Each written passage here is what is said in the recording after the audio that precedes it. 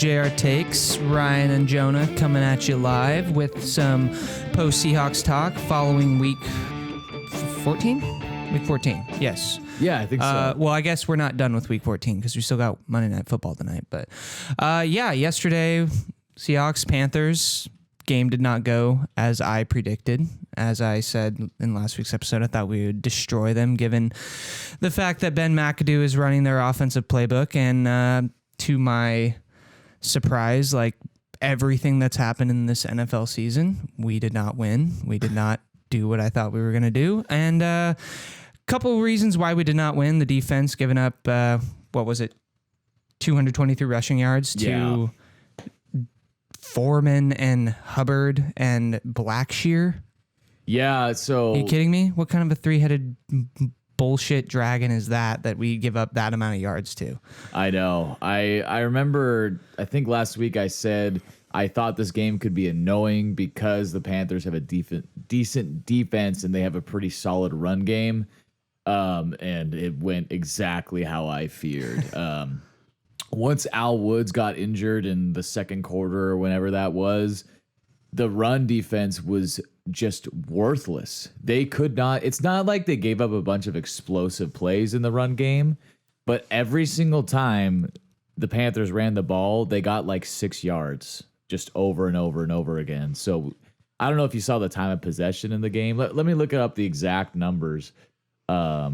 Because it was just outrageous how long the Panthers had the ball in this game. It was ridiculous. Well, and the opening drive, they had the ball up until like it ticked down to 7 minutes. Yeah, at one point in the game, Jonah, in the first quarter, the Panthers had like 128 total yards, and we had 7. And we literally had the ball for like probably less than a minute in the first quarter. It was insane. But yeah, I'm just looking at the stats here. The Panthers possessed the ball for 39 minutes and 16 seconds. So they had the ball almost twice as long as we did. It was just a perfect storm of disastrous bullshit because not only was it Geno's worst game of the season. I mean, I don't know if he's ailing from an injury or what exactly was going on, but he was really late on a lot of throws yesterday that almost got intercepted or did get intercepted, but the arm strength seemed to be off, and it was just kind of a rough game for him. I think he just had a bad game.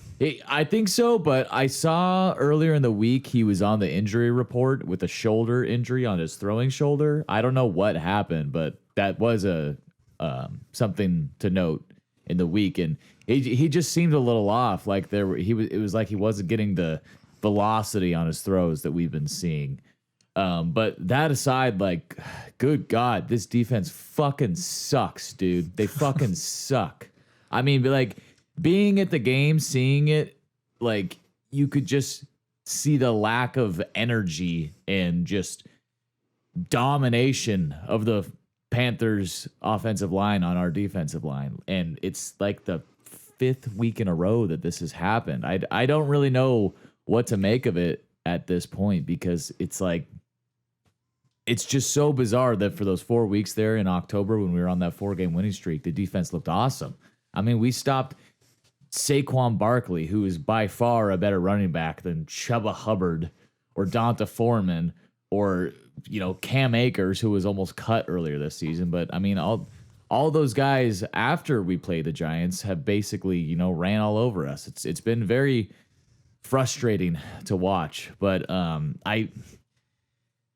it's looking at the playoff outlook. This was a game we needed to win to, have a pretty good chance to get in again because of the stupid fucking tie with the Commanders and Giants. That's looking more brutal every day. But yeah, you gotta win the games that you're supposed to win, and the Seahawks have failed to do that 2 out of the last 3 weeks against the Raiders and this game in the Panthers at home, which really stings. So I think this season, no matter how these next 5 games goes or 4 games, is going to be a success because we won more games than we were expected to. Geno Smith looks for real. We have a lot of young talent. There's a lot to like about this season, but honestly, after the last 4 games, seeing just the way this team is playing right now, like, If we make the playoffs, cool. That's awesome. That's an awesome success story. I don't think we have a chance to beat any playoff team on the road. I just don't. Who can we beat with this run defense? Yeah, probably no one. Yeah, I don't know.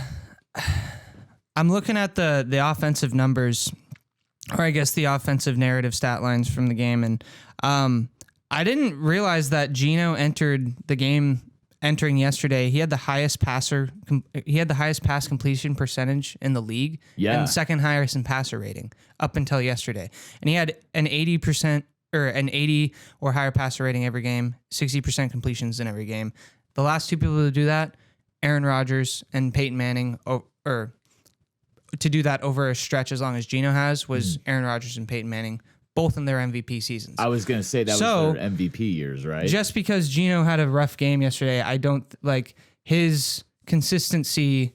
He's given us reason to believe, give him the benefit of the doubt. Well, and he still threw 3 touchdowns. He had some really nice. He almost had 300 yards. He had 260 and something yards. And also, that second interception he threw, they fucking jumped off sides. The whole stadium. That was a weird play. That was horseshit that they didn't throw a flag there. I'm not blaming the refs. It's our fault we can't stop the run, not the refs' fault. But that was fucking bad. And that's like the 10th time this year that they've fucked up a routine call like that to our detriment. I'm just sick of it, man. I'm so sick of it.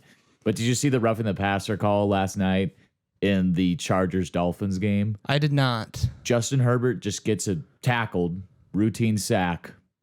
They threw roughing the passer for... I have not seen an explanation for it as to why they did it, but literally it's probably the worst roughing the passing call I've ever seen, which is saying a lot. But anyways, enough about the refs. I just fucking hate them.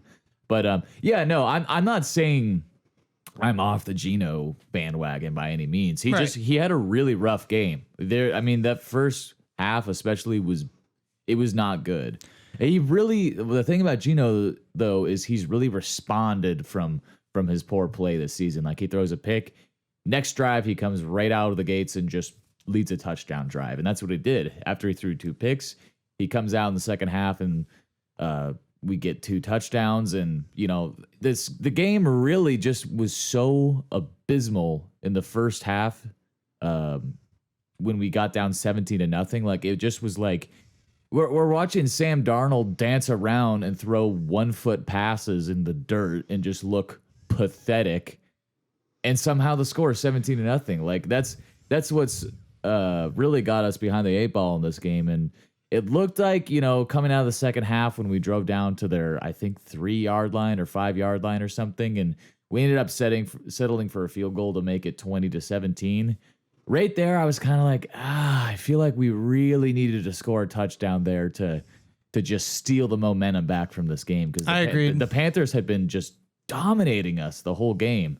I've been to a lot of Seahawks games. I've never felt the energy level so low as it was yesterday. The stadium, when we were on offense, you could hear a pin drop. It was insane how quiet it was. I wonder if now that Geno has a bit of expectations going with his gameplay, I wonder if playing a team like the Panthers, a team he should win and should soundly beat, maybe threw him off his game. Because you think about it, Geno Smith, when was the last time he went into a game not the underdog expecting you should win this game? Well, and you know what I mean? I think there's some truth to that. And I also think there's just truth to that in regards to Pete Carroll. How many times, going all the way back to our Super Bowl season, think of how close that awful Rams team came to beating us on that Monday night game or whenever that was. Remember the game against the Buccaneers at home? Yeah, when we went down 24-0 or something like that. Yeah, and we needed the biggest comeback in franchise history to win that game. Yeah, against a winless Bucs team. So I think no one is better at preparing as the underdog than Pete Carroll, but when it comes to a game where the opponent on paper doesn't look that great, there's a lot of games I could point to where we came out looking flat, unprepared, unmotivated. And recency bias is, prevalent here, but I can't recall seeing us coming out looking less motivated than what I saw yesterday. yesterday, which is frustrating. And I've talked at length about our lack of talent on the defensive line in the front seven, which is, I think, the biggest factor why we've been struggling to stop the run. But well, Shelby Harris not being active yesterday exactly really made a big difference. He's by far the best guy on that defensive line. But one thing that you brought up in the podcast last week, as far as what we should do game plan, like, why didn't we just stack the fucking box this whole game? I don't get it. Did you watch Sam Darnold? He's awful. Like, that was one of the most putrid quarterbacking performances in a loss that I've seen, like, from the Seahawks defensive perspective. Like, this guy's not gonna beat you in the air. His best play was when he scrambled out of a surefire Yeah, a lot of sack. them were play action rollout. Yeah, and on those plays, the deep shots are all covered, blanketed, and for some reason we let the leaking underneath guy come out uncovered, catch the ball 4 yards away from Sam Darnold, turn upfield to get 8 yards. It happened so many times yesterday. It was frustrating because it's like, we got the 49ers coming into town in a few days, which I'm dreading, but they're on their third string quarterback who's hurt. They might Brock be. Purdy's hurt already? Yeah, he has some sort of. I don't remember the nature of the injury. He's questionable to play, but he got banged up in the game. But there's a non-zero chance that Josh Johnson, who has been in the league since 2007, I believe, been on almost every team at some point or I other. forgot about him. Yeah, he might be the starter on Thursday. That's actually on the table, and even with that, I'm like, it doesn't matter because the one thing our defense is decent at this year is not, getting burnt deep But we're just gonna they're gonna run the ball like crazy. Yeah. Yeah, I'm actually going to the game on Thursday. Oh, you are? Yeah. Nice. So Well, very hopefully that very goes excited better. for that. I think this is the game that's going to make or break our season. If we don't win this game, the season's over. If we don't win this game, it really just kind of looks like we're going to have a hard time winning another game, period, the rest of the way, because we're not going to be favored in any game besides maybe the Ram game at the end of the year. And even with that, Baker Mayfield looked, like he has something left in him in that game. I was mad they won that game, but I was also glad they won that game because it makes my Baker Mayfield take coming to Seattle not as not as bad, not as low, like bottom barrel horrible takes, like rock bottom takes. Doesn't look that bad anymore. Well, I'm really glad that the Rams won that game because that helps assure us to get a top 3 pick with the Denver pick. For sure. And let's do our weekly Denver checkup because next year we're not going to be talking about Denver at all. Which, but until by the the way, season's over, I have to bring this up real quick. You don't know because you were at the game, so you didn't hear the broadcast. But Mark Schlereth was calling our game the whole time, which it's got to be really weird because he does Denver radio and he basically covers the Broncos. So it was weird because I listened to one of his episodes a couple months back when the Broncos were really starting to go down that dark path. And they were all, of course, just shitting all over them and they can't, the worst offensive in Broncos history, whatever. And it was just really weird watching the game, like hearing highlights of the Broncos game and hearing him talk about the Sea. I don't know. It was just kind of I didn't an know interesting he was a Broncos dynamic. guy. Yeah. He does Denver. Denver media, but number 2 overall pick. I don't really see that changing unless they can somehow beat the Cardinals or the Rams. Don't see them beating the Chiefs, even though they made it close. So the offense for Denver really actually came alive, and I wasn't rooting for Denver to win, but just because I still have some affection for Russ, I was like, dude, please, stop being the worst quarterback. He actually got hit pretty hard in the head yesterday. It was brutal. Yeah, it looked really bad. Did you see the up close? Yeah, he was just laying there. Yeah, he was out. He should just go on IR, I think, because I don't know if you saw, but he had a huge contusion on his head after that hit, like a bump sticking out of his head. Well, it makes sense. There was a bunch of grass in his helmet. He got just crushed. Did you notice how many quarterbacks went down yesterday? Yeah. 7. You had Kenny Pickett, Russell went down. So I didn't see what happened with Kenny Pickett, but I saw Trubisky was in. And He just got like twisted and hit his head really hard, and I feel like it's late in the season. It's getting cold. Mike White got destroyed. Oh, I saw that. It looked like the most painful thing I've ever seen. He got speared so hard, and he probably got like stabbed or something from a rib. I wouldn't be surprised. He looked in a world of pain when that happened. Like I've never seen a grown man like writhing around on the floor like that. It was after awful. getting hit. Well, like if you watch the hit in slow motion, you can see his like midsection just get caved in for a split second there by the hit. And you can see him laying on the ground like trying to breathe. Yeah. It looks awful. Dude, fuck playing quarterback, man. Yeah. But so I think Russ might get shut down for the season with that because it looked like a really bad concussion. They have nothing to play for.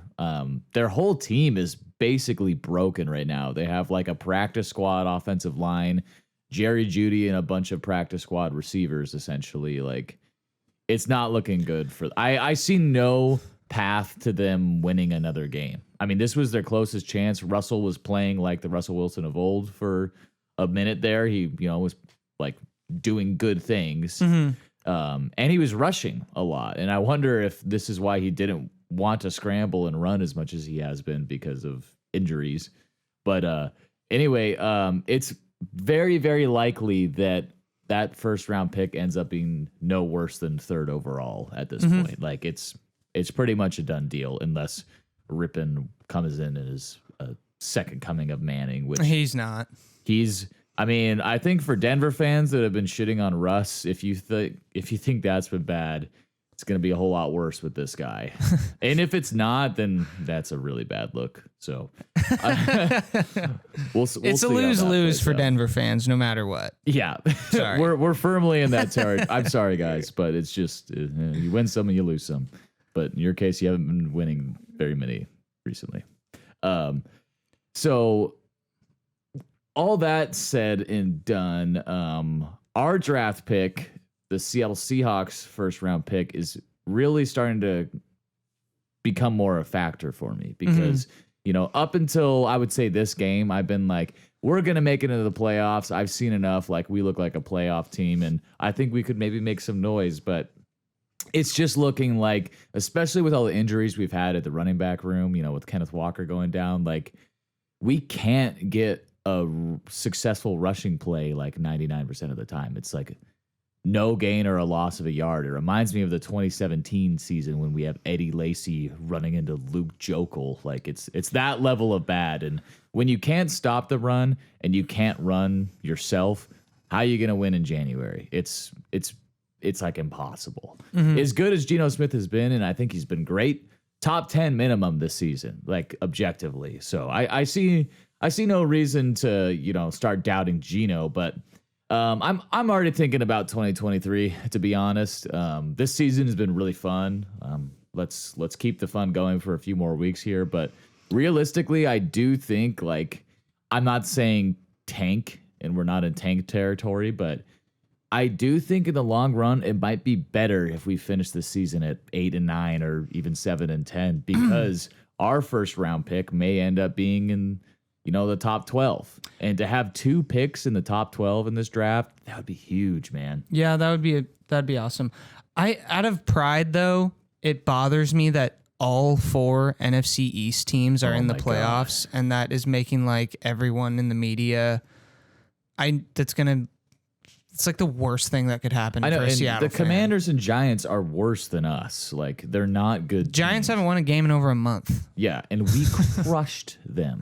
We made them look useless. What sucks, though, is we lost to the entire NFC South, and none of them have a winning record.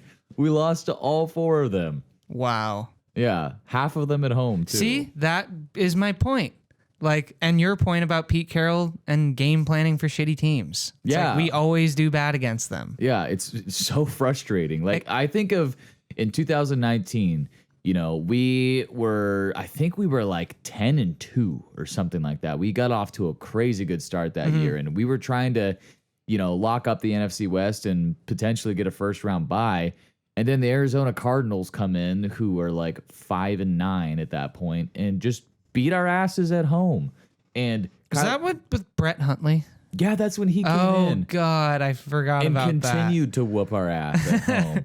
Then the next season, we're the 2020 Seahawks were an interesting team, starting off 5-0 and then kind of faltering down the stretch, but getting to 12-4. We were in prime position to get the number 1 seed that season too. And the Giants come in with Colt fucking McCoy. Forgot about that one. And again, just kick our ass at home.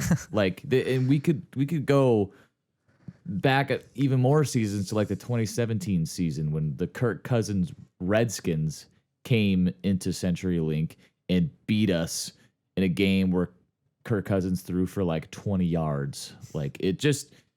There's been a lot of times over the years where we have had bad upset losses at home to teams we should beat, and I'm sick of it. I don't think the blame should be thrown squarely on Pete Carroll, but I do think this is something that he needs to change, because we can't have the success that we want if we're dropping big games at home to shitty teams like the Panthers. I think the Panthers have some good players, but they're not a good fucking team. They're objectively not. Yeah, I just don't get horrible. it. Just don't get it. And now we are officially bottom 3 in the NFL in points allowed. There's only 2 teams that have given up more points than us this season from our defensive guru head coach. So that's the last I'll say shitting on Pete Carroll, but I been going to bat for you for a lot of this season, but you're frustrating me, Pete. You got to get this thing together. No kidding. Anything else, Ryan? I mean, what do we have next week? The Thursday night game. Yeah. But it's happening in 2 days. At least it's happening really soon so we can get it over with. I mean, I hope it's a great game and we win for your sake. There's just no logical place in my brain where I think that's going to happen. Do you really think, though, that we're going to get dominated? Because every week this team proves us completely wrong. They do surprise us one way or the other every week, for sure. I thought for sure we would beat the Raiders and the Panthers, and I thought for sure we would lose to the Broncos in the first game. So, I mean, I think we have a chance. It's a primetime game. We're at home. I'm sure Pete Carroll is going to motivate these guys. We're going to be pissed off that we have that going for us. But talent-wise, I really see no area where we're going to be able to have success on either side of the ball against them. How long is Kenneth Walker out for? He has a chance to play this week. He is questionable for it. For that matter, hopefully Al Woods and Shelby Harris will both be available. Yeah. I mean, good God, we need someone back there to try to plug up some holes and stop the run.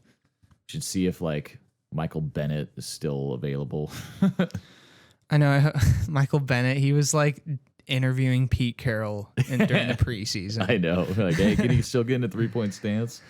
Yeah. Not to mention they have Christian McCaffrey now, so he's probably just going to. So Debo is going to miss the game for sure, though. So he's done for the year, I think. Is he? He was carted off the field. The knee injury. Well, I obviously don't root for that, but that does give us a little more of a chance. Brock Purdy, he had a pretty good game, but he's going to be battered at the very least because he got hurt, even if he does start, and he's very inexperienced. But yeah, the only chance we have is if we will a way to stop the run.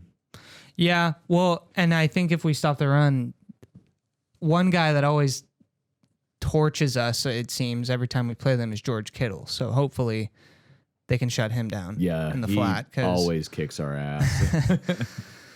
But that's pretty much... I don't think we're going to win on Thursday, but I'm going to change that mindset when I'm walking towards the field. Yeah, and at the very least, the atmosphere is going to be way crazier for you on Thursday than it was for me in the stadium Sunday. Like, I honestly, after being in the game for 30 minutes, I was like, why did I spend money on this? I was gonna say I only kind of like going to Seahawks games where the team they're playing has like a really good quarterback or something like that. Like it's kind of like over the past years, like all the games that I've like personally spent my money on, like that I didn't have like a friend selling me tickets or whatever. I always like try to choose a game where I'm like, oh, I'm probably never going to get a chance to see that guy ever again. Yeah. I'll go to this game.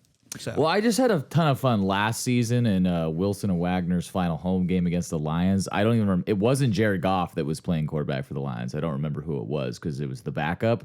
But that was like one of the funnest games I've been to because it was like a crazy shootout where we had like a 10-point lead the whole time. But I mean, I bought the Panthers tickets just because they were cheap. Yeah. Basically. No, I'm not like, I wasn't even going to go to a game this year until because that shows you what kind of fan I am. But yeah, no, I basically got these tickets for super cheap, and why not go to the game if we're in this spot we're in? And that's also like, if you can get Seahawks tickets for cheap, go to the game even if we're bad, because it's going to be a fun time. It could be kind of fun if at the end of the year, like regardless of how the season is played out, like if we all found a way until like the Rams game at home, that could be a fun one to go to. Yeah. Especially if Baker's playing quarterback. Yeah, that would be fun to just be super loud and scream at him while he's on the Jumbotron. Yeah, and just get obnoxiously drunk and in then the stadium. But yeah, anyway, so 49ers game coming up. We'll have a recap of that coming probably. We may even have 2 episodes this week. We'll see. Yeah. We have a mini bye week after the Thursday night game. I weirdly have Friday off, so maybe we can do an episode. Maybe we can get the video going on Friday. That could be fun. Sure. Yeah. Well, anyways, that's it for this episode. It's a little bit of a short one, and we're all kind of pissed off about the Panthers game. So thanks for tuning in. We'll see you on the next one. Yep. Thanks for listening, guys.